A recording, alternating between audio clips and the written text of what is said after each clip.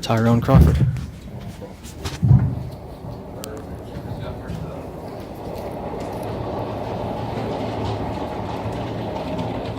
Tony, you got game started here in a couple, you got your last week of freedom. Yeah. Does that go by quick, slow? You already think about being on Oxnard? Shoot, yeah. For me, I as soon as OTAs ended, I was kind of thinking about the things I needed to do, things I needed to get done, and how I was going to get it done with having a newborn around, and just being able to work through these last couple of weeks and get everything I wanted to get done, and get my yoga in and all the good stuff that I needed to do. Now that it's winding down, I'm actually leaving a couple of days early. I'll be out in Oxnard, just hanging out a couple of days early, and yeah, man, just getting ready.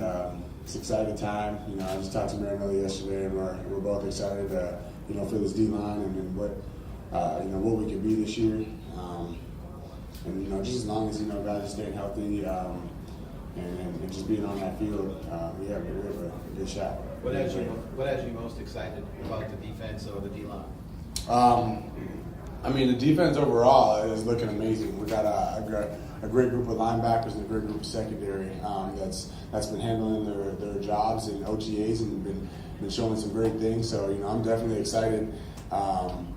To see quarterbacks a little bit more hesitant because we got guys having lockdown coverage and then we got linebackers hitting holes and Sean Lee's been a great leader, a great captain throughout OTA. So I'm just excited to get back in there with them guys in training camp and get rolling, get everybody ready.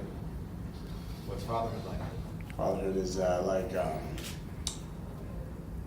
I just call it like 4 hours because I'm like a 4-hour guy. So like fatherhood's like 4 hours of sleep for me, 4 hours at night, and that's about it. So like whatever you guys, when the SEALs go through Hell Week and they get their 4 hours, they get it in a week, I get it in a night. I don't know how they do it because it's definitely a blessing, but the no sleep part is a grind. So that's why you're going to Oxnard, really? Yeah.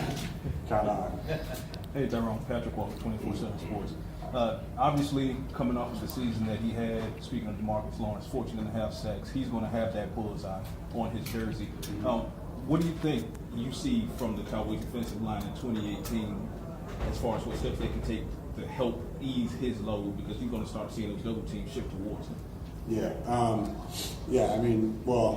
In that case, we're going to have guys in different spots, and he might have to move around a little bit more than he likes to, and he might have to do some different things that we got written up in different schemes. But he wins his one-on-ones, regardless. So they're going to have to bring another person, and with that being said, we're going to have guys across the whole line that's going to be able to win a one-on-one or create a one-on-one for DeMarcus and make some things happen if it's games or if it's just guys hitting the B gap as hard as we can. We're going to make some things happen, definitely for that guy. And with the loss of Anthony Hitchens, obviously great talent that you guys had, and now you got Leighton Vander Esch with the 19th overall pick. Mm-hmm. What would your advice be to Leighton as far as coming in trying to fill that void that Hitchens leaves behind? Like I've already told him, I said, watch guys like that, watch guys like Hitchens, and see the passion that he played with, and just how he came downhill as a linebacker. And I said, getting Sean Lee's ear, being Sean Lee's ear all the time, because that's one guy that if you can copy a person, all these people are kind of getting on, different players for trying to copy a person's play move or something like that. But it's a copycat league. DeMarcus Ware told me that as soon as I came in here. He said, if you can see yourself in another player, take their moves. And of course, I couldn't see myself in DeMarcus Ware. I couldn't touch a person's head, shoulders, knees, and toes and dip off the edge. But I try and steal things from the bigger guys in the league, the more power player guys, and the things that they do. And like with DeMarcus, he's a bigger guy, but he's elusive. He tries to steal things that work for him. And like I told Vander Esch, just steal what you see greatness in other guys, and that play like you. And he's a different type of player too. He's a little bit bigger, and but he hits and he runs. And so, I told him, I said, find those guys in the league and just watch them, see what makes them great and do exactly what they do. How much do you think DeMarcus wants to show he can do it again? DeMarcus is a different breed, different type of person. He's not really worried about what he needs to show everybody. He's worried about feeding his family, and that's one of the things that makes him great.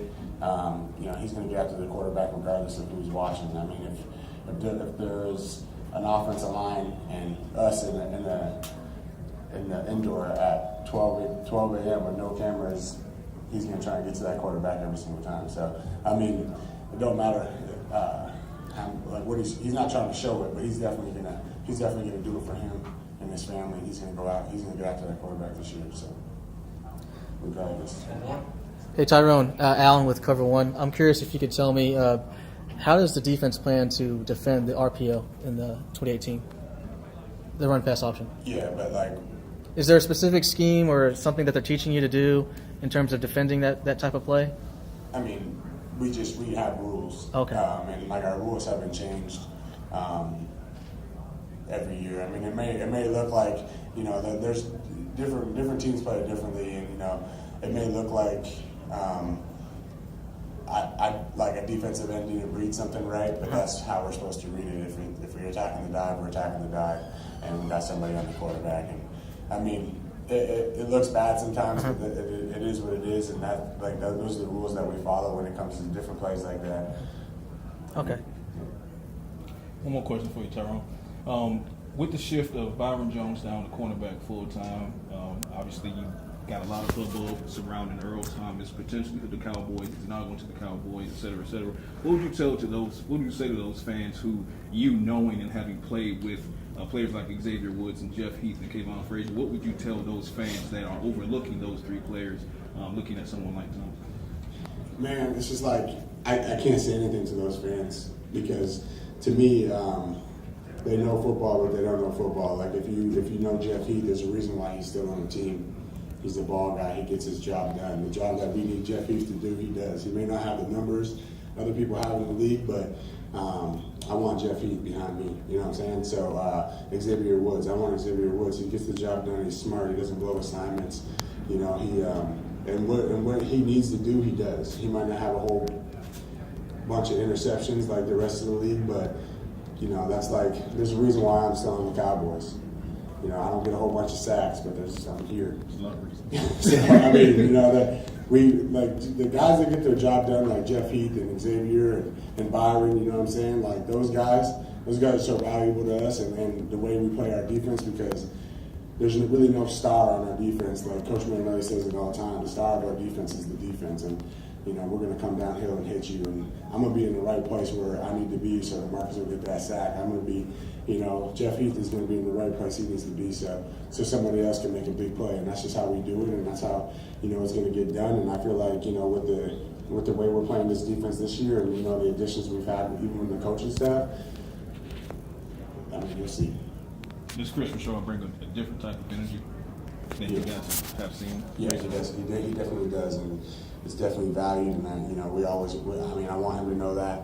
We want him to know that, and yeah, man, we're just super happy to have him as well. Are you down some, weight-wise? Yeah, I'm down some, but we're not even talking about that because I'm always up and down because I don't never know what's about to happen. But I'm in there. I'm down, and I'm ready to gain if I'm asked to gain, and but I'm ready to gain good weight. And I'm ready to lose more if I'm asked to lose more, which I don't think will happen. Did they ask you to go down in the offseason? They asked me to be at 85. I'm at about 78. Do you prefer? I was going to ask. Do you prefer 3 tech or the edge more? I prefer rushing at 3 tech, and I plan to run at edge. That's at the edge. James Gordy, Die Hard Media. Do you plan on continuing the riding the bike with DeMarcus Lawrence back and forth around? I see you guys doing that. Yeah, What kind of things like that do you guys? As soon as he gets back, I already told him no more lollygagging. We're not doing that no more. We're bringing our bikes out to camp, and yeah, man, we kind of slacked off. We've been off it for 2 weeks, so we both been riding individually, but we don't ever push ourselves to where we push ourselves when we ride together. So yeah, we both had a little convention and it's not going to happen for that. It's not going to go that long ever again. Nice. Thanks. Awesome. Thank you. Thanks, Tyrone.